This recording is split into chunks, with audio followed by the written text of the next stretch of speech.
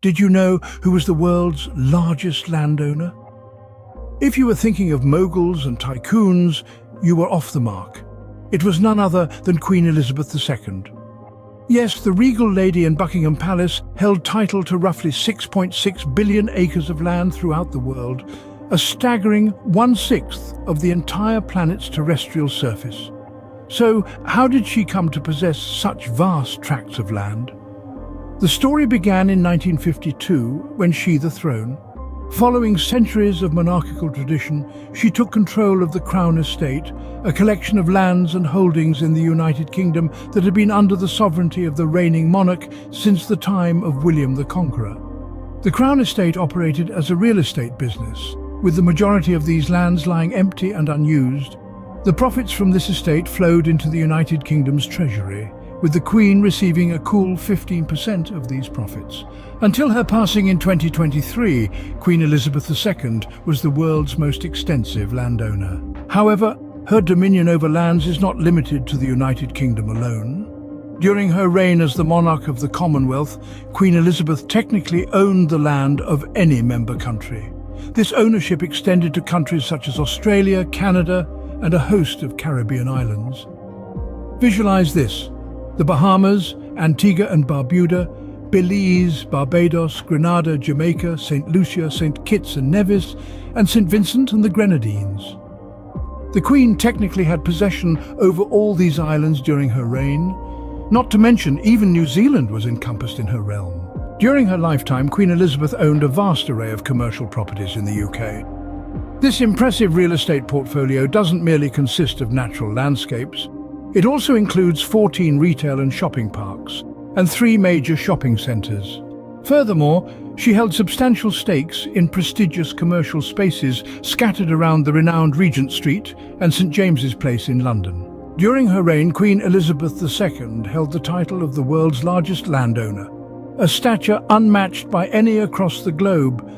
To offer some perspective, King Abdullah of Saudi Arabia, who was the next in line, owned a significantly smaller estate of 547 million acres. Thus, we see the unfolding of a narrative. From the instant she ascended the throne, Queen Elizabeth II has been at the helm of supervising and administrating these immense tracts of land. Her reign has been a delicate act of harmonizing historical customs with the necessities of contemporary rule, thereby securing her position as the world's prodigious landowner. It's an intriguing fusion of history, authority, and property, all encapsulated in this extraordinary sovereign. As we delve deeper into this narrative, we come across a contentious topic: the history of land acquisition and the ongoing debate about its rightful ownership. Historically, many of these lands were procured through conquests, treaties, and sometimes forceful annexations, often at the detriment of the indigenous populations. The question of who should own these lands now is a complex one. Some argue that they should be returned to their original inhabitants or their descendants, while others believe that they should remain under the control of the Crown Estate, which has administered them for centuries. The potential benefits of returning the land to the people are manifold. This could foster economic development, promote environmental conservation, and rectify historical injustices.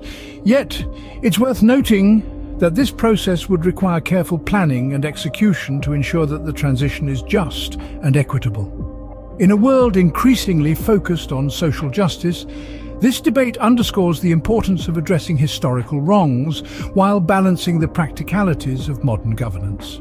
Ultimately, the resolution of this issue could set a precedent for other cases of disputed land ownership around the globe. As we grapple with the implications of land reclamation, let's visualize a world where these lands have been returned to their rightful owners.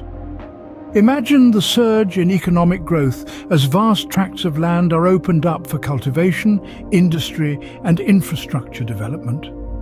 The return of these lands would stimulate local economies, creating jobs and opportunities for billions of people. The environmental impact could be equally profound.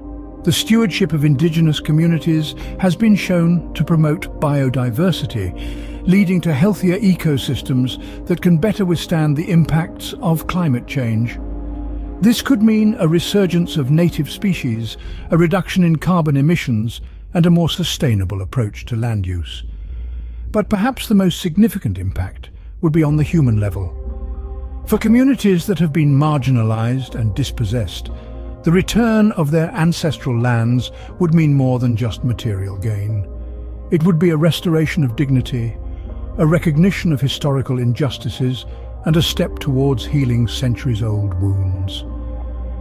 As we debate the merits of land reclamation, we must also consider these potential benefits. It's a complex issue with no easy answers, but one thing is clear: the decision we make today will shape the world of tomorrow.